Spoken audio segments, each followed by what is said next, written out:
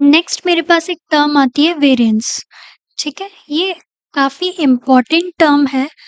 Variance मेरे पास ज्यादा कोई डिफिकल्ट टर्म नहीं है। मैं बस इस फॉर्मूले को एक्सप्लेन करती हूँ। क्या है, सपोज मेरे पास एक डेटा सेट है, ये कंप्लीट डेटा है मेरे पास स्टूडेंट्स का। मुझे क्या करना है, वेरिएंस निकालने के लिए मैं सबसे पहले क्या करूंगी, सपोज इसका मैंने मीन निकाला। कैलकुलेटिंग वेरिएंस पे चल जाते हैं पहले। सबसे पहले मैं क्या करूंगी, इन सभी ओवरऑल मार्क्स का मीन निकालूंगी। मीन कैसे निकालते हैं, इन सब का एडिशन। ठीक है, divide by number of count, कि इनका कितना काउंट है, कितने नंबर ऑफ स्टूडेंट्स है मेरे पास, एक तरीके से। तो सबसे पहले मैंने मीन निकाला। फिर मैं क्या करूंगी, सबका डिफरेंस निकालूंगी। फॉर एग्जाम्पल मेरे पास ये जो फर्स्ट मार्क्स हैं, ऑफ कोर्स ये मेरे पास एक आउटलायर ही दिख रहा है मुझे, ठीक है, बट स्टिल अगर ये मेरे डेटा में है और अगर मैंने डेटा को चेक नहीं किया तो मैं उसके अंदर भी किस तरीके से उसे परफॉर्म करूंगी। सिंपल वही प्रोसेस रहेगा मेरे पास। मैंने क्या किया, सबसे पहले इसे उसके ओवरऑल मार्क्स को मैंने लिया और क्या करूंगी, उसका डिफरेंस चेक करूंगी मीन के साथ। ठीक है, इस वैल्यू को सिंपल मीन के साथ माइनस करके डिफरेंस चेक करूंगी। देन नेक्स्ट उन सभी जो भी मेरा डिफरेंस आया सबका, उसके बाद उनका स्क्वायर करूंगी। ठीक है, इसका डिफरेंस आया, मैंने उसको स्क्वायर किया। ठीक है, और फिर स्क्वायर करने के बाद उन सभी का क्या कर दूंगी, डिवाइड कर दूंगी। वही सिंपल एवरेज निकालना एक तरीके से। एवरेज कैसे, जो भी मेरा आंसर आया स्क्वायर करने के बाद मैंने सबको ऐड किया और जो भी मेरे पास उसका नंबर ऑफ काउंट था उससे डिवाइड कर दिया। सपोज इस स्टेप के अंदर भी एक तरीके से मीन ही होगा वहां पे। कैसे करना है ये मैं बताती हूँ। ठीक है, सबसे पहले मैंने क्या किया, कर्नल को रीस्टार्ट किया।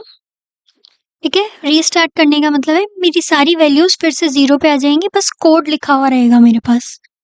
और सबसे पहले मैंने इसे रन किया। ओके, फॉर्मूला लिखा हुआ है। सबसे पहला काम मेरे पास हमेशा मेरे डेटा को लेकर आना होगा। ठीक है, तो इंपोर्ट करने के लिए मैं पांडास यूज में लूंगी, pandas as P D. Then next मैंने रीड अंडरस्कोर CSV वाला कोड यूज में लिया। देन नेक्स्ट मैंने हेड फाइल्स चेक करी। तो आप हेड फाइल्स चेक कर लेना चाहिए ताकि आप थोड़ा डेटा को देख लो कि मेरे पास क्या क्या उसके अंदर कॉलम्स हैं। और इसके अलावा फिर मैंने चेक किया कि मेरा जो वेरिएंस है वो उसको निकालने के मेरे पास स्टेप्स क्या है। फर्स्ट स्टेप मेरे पास मीन निकालना है। मीन निकालना मुझे आता है।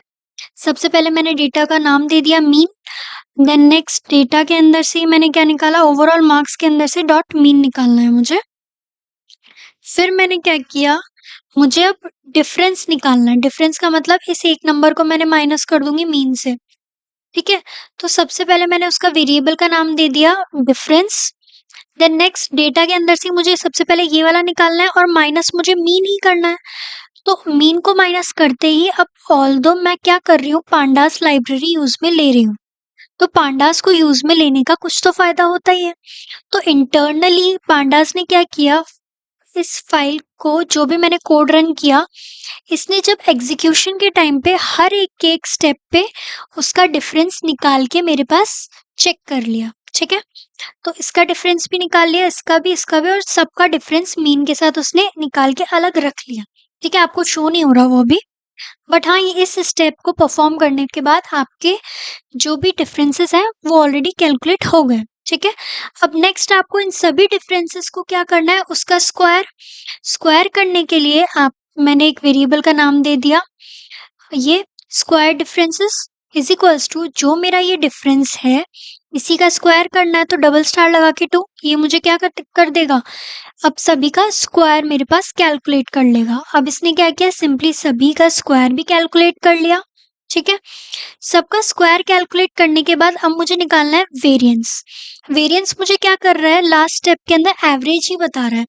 और अगर मुझे पास एक नंबर्स की सीरीज है जिनको बस मुझे ऐड करना है, और एवरेज क्या निकालते हैं अपन, एवरेज के अंदर बस सिंपली नंबर्स को ऐड करके वो सेम ही वर्क करती हूँ मैं, divide by number of count.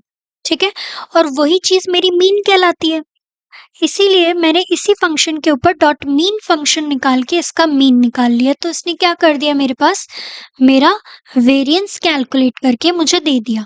और प्रिंट करने के लिए मैंने प्रिंट वेरिएंस किया तो मेरे पास उसके वेरिएंस की वैल्यू प्रिंट होकर आ गई। ठीक है। नेक्स्ट मैं ये कंप्लीट स्टेप ना करने के अलावा मैं डायरेक्टली कोड यूज में ले सकती थी मेरे पास, जिसको हम वेरिएबल मैंने डिफरेंट नेम से दिया है, आप अपने अकॉर्डिंग कुछ भी दे सकते हैं। डेटा, जिस भी डेटा पे मुझे परफॉर्म करना है, ओवरऑल मार्क्स डॉट वैर फंक्शन मैं यहाँ यूज में ले रही हूँ और ब्रैकेट्स के अंदर DDOF इज इक्वल्स टू 0।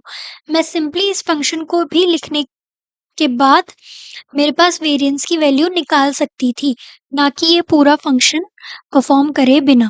इसको सीखने का मतलब यही है कि जो फंक्शन इंटरनली किस तरीके से परफॉर्म हो रहा है और कुछ नहीं। आप डायरेक्टली यहाँ से भी निकाल सकते हैं।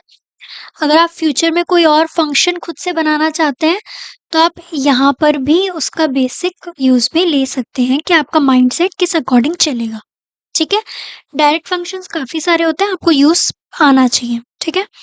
उसके बाद नेक्स्ट मैंने क्या किया, सिंपली आपको कुछ परफॉर्म करने के लिए क्वेश्चंस दिए, ये आप खुद से करेंगे।